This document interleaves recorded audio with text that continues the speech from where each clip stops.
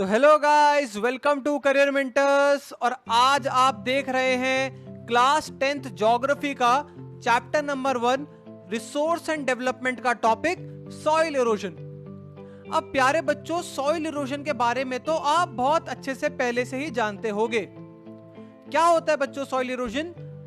Removal of top layer of the soil by natural agencies. मतलब कोई भी natural, जो भी आपके जो नेचुरल फैक्टर्स होते हैं, जैसे कि आपकी विंड हो गई, जैसे कि आपका वाटर हो गया, इनके बहने की वजह से क्या होता है, आपकी सॉइल की टॉप लेयर का रिमूवल हो जाता है। और इसी प्रोसेस या इसी रिमूवल को हम क्या कहते हैं बच्चों? Soil erosion. अब प्यारे बच्चों, सॉइल इरोजन होने के बड़े बड़े कारण क्या है, ये हम देखते हैं। तो सबसे पहला कारण है बच्चों डिफॉरेस्टेशन। अब देखो बच्चों, जब तक पेड़ लगे रहेंगे तो होगा क्या? पेड़ क्या करते हैं, पेड़ की जो रूट्स होती हैं वो टॉप सॉइल को अपने पास पकड़ के रखती है, जकड़ के रखती है। अब जैसे ही आपने डिफॉरेस्टेशन किया, डिफॉरेस्टेशन का मतलब क्या बच्चों? टॉप सॉइल, आपका पेड़ों को काटने को क्या कहते हैं? डिफॉरेस्टेशन। तो बच्चों जैसे ही आपने डिफॉरेस्टेशन किया तो हुआ क्या? पेड़ कट गए तो क्या हुआ?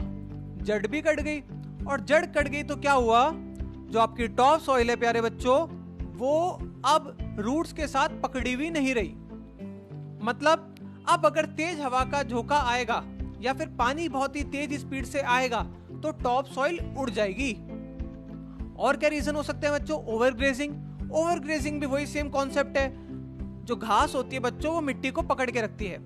अगर हमने एक लिमिट से ज्यादा ग्रेजिंग करवाई कैटल्स की तो क्या होगा?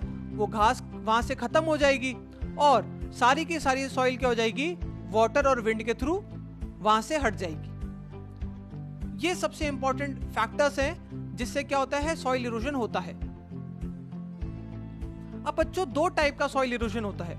एक होता है बच्चों गली इरोजन और एक होता है शीट इरोजन। फोटो से आसानी समझ में आ जाएगा आपको कि गली इरोजन क्या होता है और शीट इरोजन क्या होता है।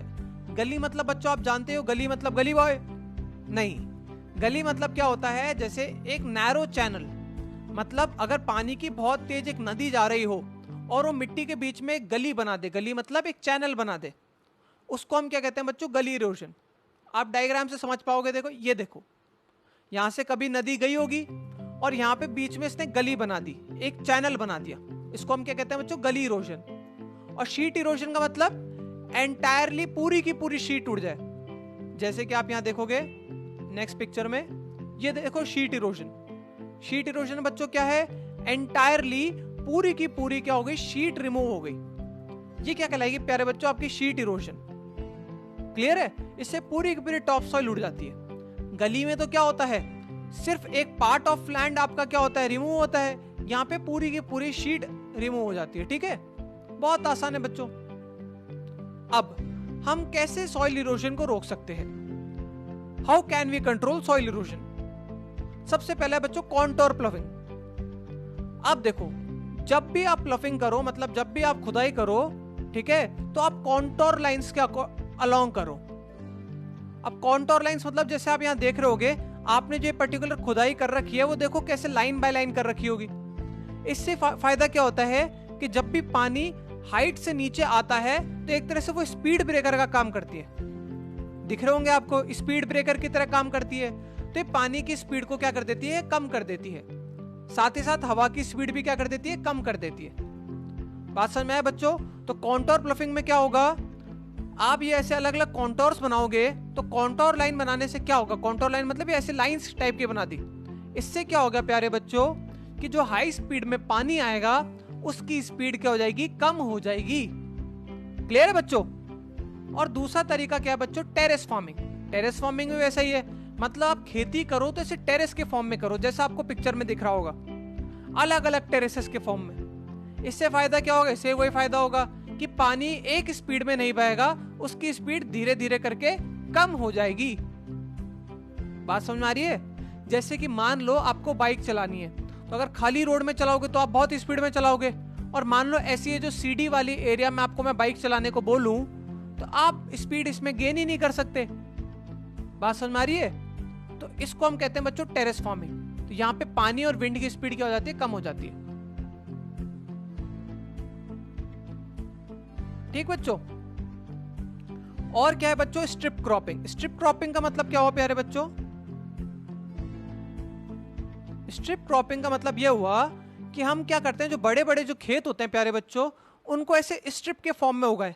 जैसे आपने अपने गांव में भी देखा होगा, ये ऐसे जो स्ट्रिप के फॉर्म में उगाते हैं, लाइन बाय लाइन उगाते हैं। ऐसे लाइन बाय लाइन उगाने से फायदा क्या होता है बच्चों, जो विंड आती है वो उसको पार करके निकल जाती है।